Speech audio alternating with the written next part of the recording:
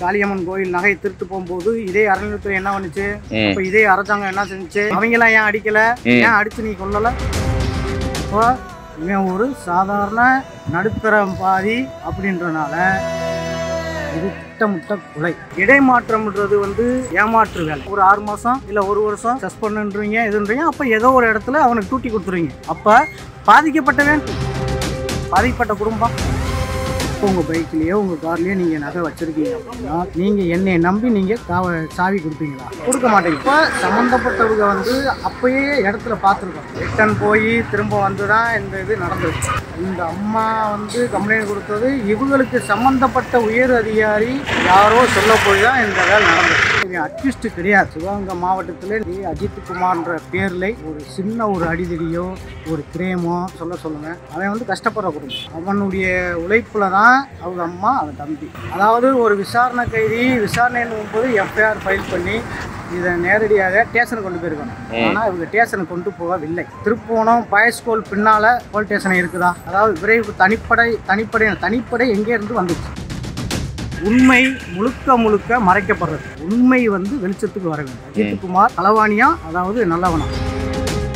இத்தனோண்டு புள்ளிலேருந்து பார்த்துருக்கீங்களா? உண்மை. அதாவது என்ன காரணம்னா, இப்போ மீடியா இதே அரண்யத்தில் வேலை பார்க்குறாலே பயப்படுறான் சொல்கிறது. உடனே இன்னைக்கு கோர்ட்டில் அவனும் என் தம்பி தான். அவனும் இன்னைக்கு என் உயிருக்கு உத்தரவாதம் இல்லை அப்படின்னு சொல்லி தான் அவனே ஆஜராயிருக்கான். சர்டிஃபிகேஷன் சொல்கிறான். அவனும் ஒரு அரண்யத்துறையில் வேலை செய்கிறான். அப்படி இருக்கும்போது இது பார்த்தீங்கன்னா இந்த அளவுக்கு நடக்குதுன்னா, இப்போ இந்த லேடி நகை காணாமல் போனதுன்னு சொல்லியிருக்கு லாஸ்ட்டு. அதே சமயத்தில் இவன் எடுத்தானா இல்லையா அவங்கள விசாரணை இதே போலீஸு பண்ணிச்சான்.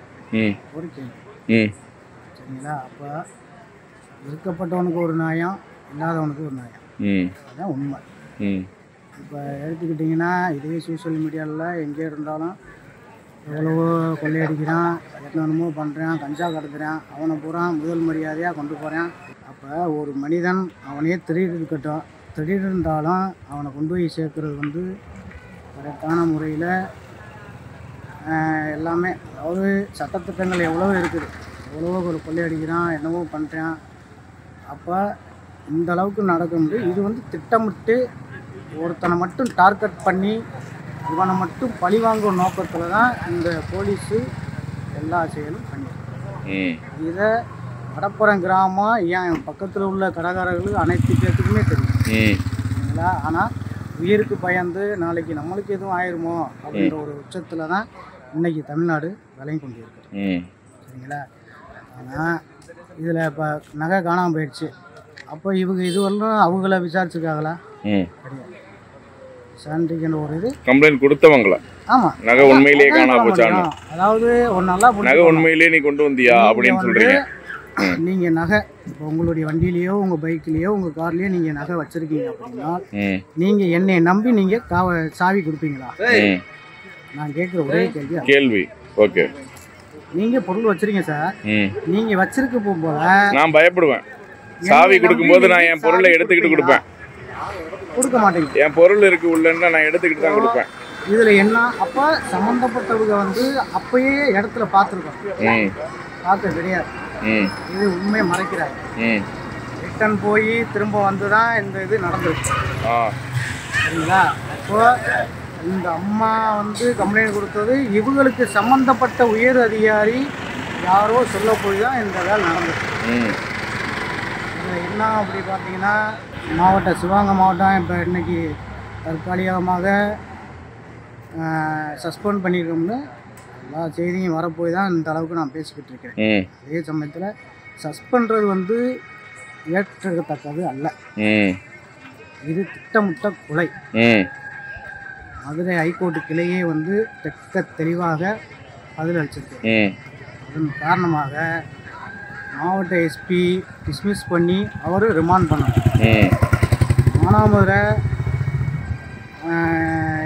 டிஎஸ்பி அவங்களும் வேலையை ராஜினாமா செய்து அவரையும் காவலில் எடுத்து விசாரிக்க இதெல்லாம் விசாரணை செய்தால்தான் இதனுடைய உண்மை நிலவரம் தெரிய வரும். என்னன்னு கேட்டிங்கன்னா, இவன் அக்யூஸ்டு கிடையாது.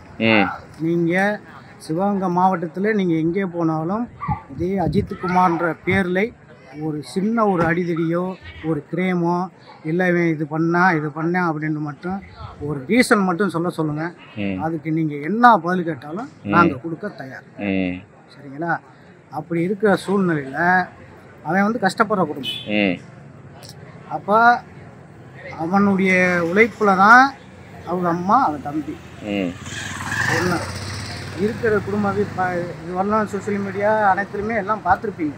இதில் வந்து என்ன இதில் மெயின் இவனை மட்டும் டார்கெட் பண்ணி, அதாவது ஒரு விசாரணை கைதி விசாரணைன்னு போது எஃப்ஐஆர் பண்ணி முறையாக எஃப்ஐஆர் ஃபைல் பண்ணி இதை நேரடியாக ஸ்டேஷனுக்கு கொண்டு போயிருக்கணும். ஆனால் இவங்க ஸ்டேஷனுக்கு கொண்டு போகவில்லை. சரியா? இதில் திருப்போணம் பயஸ்கோல் பின்னால் போலீஸ் ஸ்டேஷன் இருக்குதா? இதே விசாரணை, அதாவது விரைவு தனிப்படை எங்கேருந்து வந்துச்சு?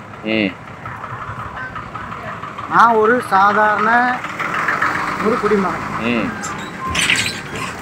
அப்போ நான் ஒரு தொழில் பண்ணுறேன். இன்னைக்கு என் உயிருக்கு உத்தரவாதம் இல்லைன்னு சொல்ல முடியும். சரிங்களா? நான் எல்லா பக்கத்தும் வேலை செய்கிறேன், இது பண்ணுறேன். அதே மாதிரி அதான் சொல்கிறேன், அதாவது இருக்கிறவனுக்கு ஒரு அதிகாரம், இல்லாத ஆளுக்கு ஒரு அதிகாரம்.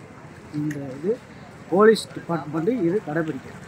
இதை வந்து மதுரை மத்திய ஹைகோர்ட்டு, அதாவது நடுத்தர மக்களுக்கு கரெக்டான நீதி வழங்கும்னு நினைச்சால் மன ரீதியாக உண்மை, அதாவது அரசியல்கள்லாம் நான் பேச வரேன், உண்மையாக விசாரித்து இதுக்கு நடவடிக்கை எடுக்கணும்னு சொல்றேன். அதுதான் எங்களுடைய ஆதங்கமான ஒரு தீர்ப்பை எதிர்பார்க்குறீங்க. அதுதான் உண்மை. அதாவது இவன் திருடனா இல்லையா, இதுதான் எங்களுடைய கேள்வி.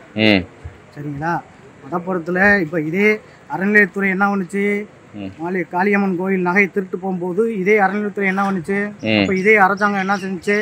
நகை திருட்டு போச்சு இல்ல, அவங்களாம் ஏன் அடிக்கல? ஏன் அடிச்சு நீ கொல்லல? இந்த அளவுக்கு ஏன் சித்திரை பண்ணல?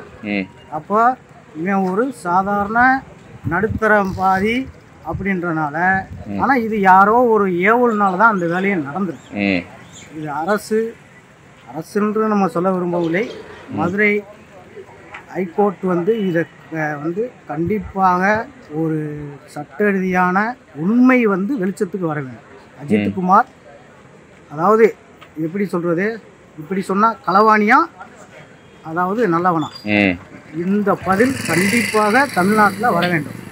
சரிங்களா? அப்போ இதே மடப்புறம் கிராமத்தில் வந்து விசாரிங்க. இதே அஜித்குமார் மேலே எந்த ஒரு யாரை வேணாலும் கேட்டுக்கலாம். ஆனால் இதில் முழுக்க அரசியல் செய்கிறாங்க. நான் அதை பற்றி நான் பேச விரும்பவே இல்லை.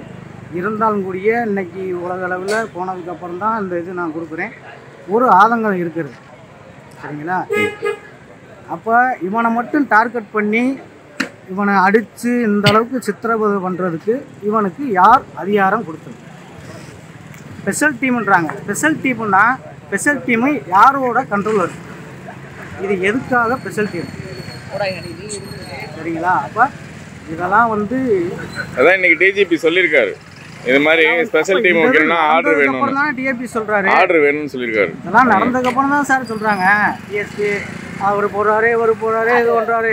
அப்போ ஒரு பாமர மனிதன் அன்றாட வாழ்க்கைக்கே வழி இல்லாத போது அவன் வெறும் 8000 சம்பளத்திலே அவன் வேலை செஞ்சு அவனுடைய குடும்பத்தை காப்பாற்றுன்ற பொழுது, அப்போ ஒரு ஆள் இதில் வந்து இன்றைக்கி வக்கீலுடைய நியூஸ் நான் கேட்டதுனால அவ்வளோ தூரம் நான் பேச விரும்புகிறேன். இதுதான் இதுக்கு வந்த வினதான் என்னுடைய தம்பி அஜித் மரணம். இது உண்மை முழுக்க மறைக்கப்படுறது. சரிங்களா? ஒன்று. ரெண்டாவது, இதுக்கு முழுக்க மானாமதுரை டிஎஸ்பி இடைமாற்றம்ன்றது வந்து மக்களுக்கு வந்து ஏமாற்று வேலை. சரிங்களா? இது எல்லாமே எல்லா சோசியல் மீடியா மற்ற எல்லா பற்றியுமே தெரியும். என்னான்னு கேட்டிங்கன்னா, ஒரு 6 மாதம் இல்லை 1 வருஷம் சஸ்பெண்டுன்றீங்க, இதுன்றீங்க. அப்போ ஏதோ ஒரு இடத்துல அவனுக்கு டூட்டி கொடுத்துருவீங்க. அப்போ பாதிக்கப்பட்ட குடும்பம் நல்லா புரிஞ்சுக்கணும் சார். இது வந்து இது வந்து அப்படியே தொடர்ந்து கொண்டே இருக்கிறது.